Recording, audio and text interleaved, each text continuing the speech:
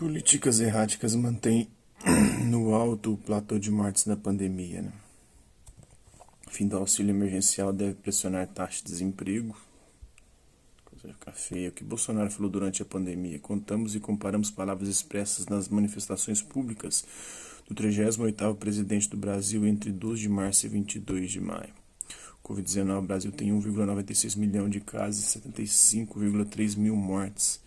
O Ministério da Saúde busca minimizar a estabilização em alto patamar da curva epidêmica e ignora o colapso tardio em cidades de interior que poderiam ter sido evitadas. Né? Luciana Santos defende frente ampla em defesa da vida e do Brasil. O presidente do PCdoB defende também a unidade das forças progressistas para enfrentar a agenda bolsonarista. Bolsonaro para a economia.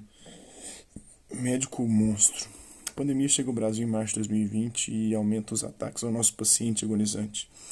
A suposta equipe médica e econômica fica completamente perdida, a ideologia ultraliberal foi mais alta, mantiveram os remédios ruins e ineficazes e o médico sai de cena e aparece o monstro. Câmara dos Deputados aprova socorro ao esporte durante a pandemia. A ajuda emergencial de 1,6 bilhão será destinada para o auxílio de atletas, renegociação de dívidas de entidades e linhas de crédito para empresas do setor. Justiça reconhece vínculo de entregador com a iFood em Minas. Para relator do TRT, Tribunal Regional do Trabalho, havia controles contínuos e o trabalhador é sujeito a sanções disciplinares no caso de infração às regras fixadas. Vietnã é um exemplo de confronto com o novo coronavírus. Né? Quase 6 meses após o surto do novo coronavírus, o Vietnã mostra algumas estatísticas que o confirmam como um dos países mais bem-sucedidos no enfrentamento da pandemia. Ditadura, né?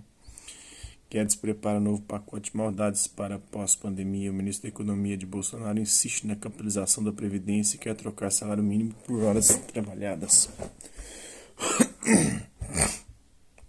A perversidade do governo Bolsonaro com os desempregados, o que Bolsonaro falou durante a pandemia, as bombas para o consumidor, a privatização da Eletrobras e conta Covid. Estados Unidos da América querem barrar membros do Partido Comunista da China. Quem são eles? Queiroz fica em silêncio durante seu primeiro depoimento sobre rachadinhas. Até que professores se sintam seguros, não haverá educação presencial. Câmara dos Deputados aprova socorro ao esporte durante a pandemia. Eletrobras, ferramenta estratégica para a retomada da economia, as táticas da oposição para evitar o desmonte.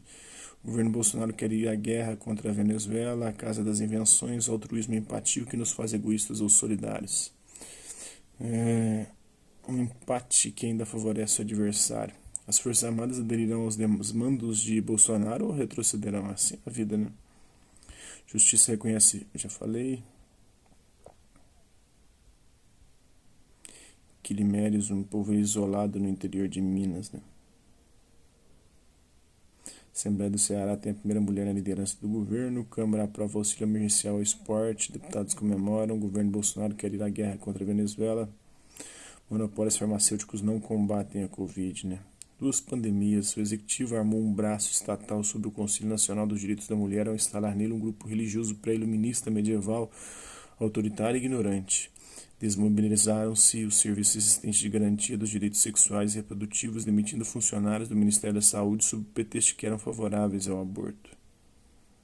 Um negro de 32 anos, ao longo desses 32 anos, um negro se dedicou integralmente à sua vocação, esteve nas principais lutas populares empreendidas pelo povo brasileiro. Rebelde-se contra o racismo, né? O negro, a união de negras e negros pela igualdade.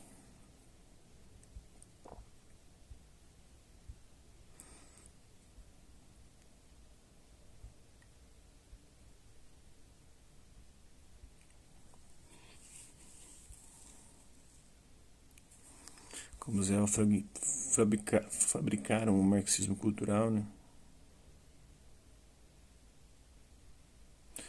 Cultura e barbárie, como o governo Bolsonaro despreza a diversidade. Falei sobre uma parte disso aqui. Então é isso aí. Hasta la vista, vivos e até a próxima.